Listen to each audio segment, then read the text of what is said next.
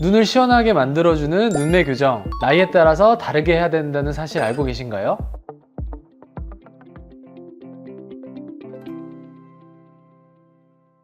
예쁨을 픽하세요. 에픽 성형외과 전문의 노영준 원장입니다. 눈매 교정이란 눈 뜨는 힘을 좋게 해서 좀 졸려 보이거나 개슴츠레 보이거나 아니면 눈 뜨는 힘이 약하신 분들을 시원하게 만들어주는 수술을 말합니다. 20대에게 눈매 교정을 권하는 이유는요, 보통 안검하수입니다. 그런데 20대에서 진짜 안검하수, 즉 진성 안검하수가 있으신 분들은 그렇게 많진 않습니다. 따라서 눈 뜨는 힘이 정상 범위에 있으신 분들도 더 눈을 잘 뜨게 됐을 때 더 아름다워진다면 눈매 교정을 권하게 됩니다. 또한 눈매 교정이 됨으로써 쌍꺼풀이 더 깊은 층에 잘 걸리게 되면 쌍꺼풀이 풀릴 수 있는 확률도 줄어드는 일석이조의 효과도 얻을 수 있습니다. 그런데 중년층의 눈매 교정은 이런 20대 젊은 층과는 좀 다르게 접근해야 하는데요. 젊은 층의 안검하수는 눈 뜨는 근육 자체가 약하거나 또는 눈 뜨는 근육을 주변 조직들이 방해해서 주로 생기게 됩니다. 반면에 노년층의 안검하수는 젊으실 때는 눈 뜨는 힘이 괜찮다가 점점 나이가 들면서 뜨는 힘이 약해졌다고 하시는 분들이 많은데요. 나이가 들면서 근막이 약해지고 건판과의 유착 자체가 느슨해지면서 생기는 현상입니다. 우리는 이런 것들을 노인성 안검하수라고 부릅니다. 따라서 이 느슨해진 건막을 건판에 정확하게 다시 유착시켜주는 수술이 필요합니다.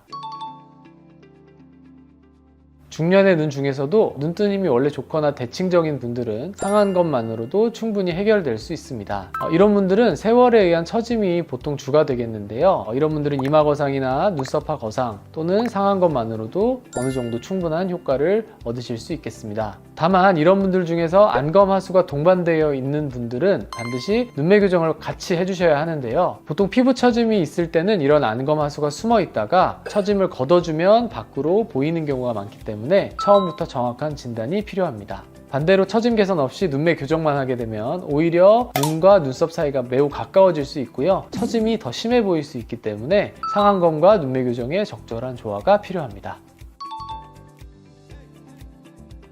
이거는 케이스 바이 케이스이기는 한데요. 일반적으로 50대 눈매 교정은 절개로 하시는 것이 맞습니다. 그 이유는 아까 말씀드렸다시피 20대 눈매 교정과 50대 눈매 교정이 기전이 다르기 때문인데요. 또한 50대의 경우에는 대부분 피부 처짐을 같이 동반하기 때문에 절개가 필요한 경우가 더 많습니다.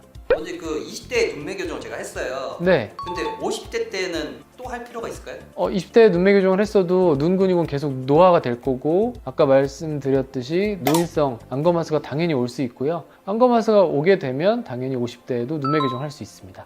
눈매 교정을 20대는 성형외과에서 많이 하고 50대는 안과에서 한다고 제가 들었거든요. 제 생각은요, 시력 교정술은 안과에서 하시고 미용 성형은 성형외과에서 하시는 게 더 좋은 결과를 얻으실 수 있을 것 같습니다.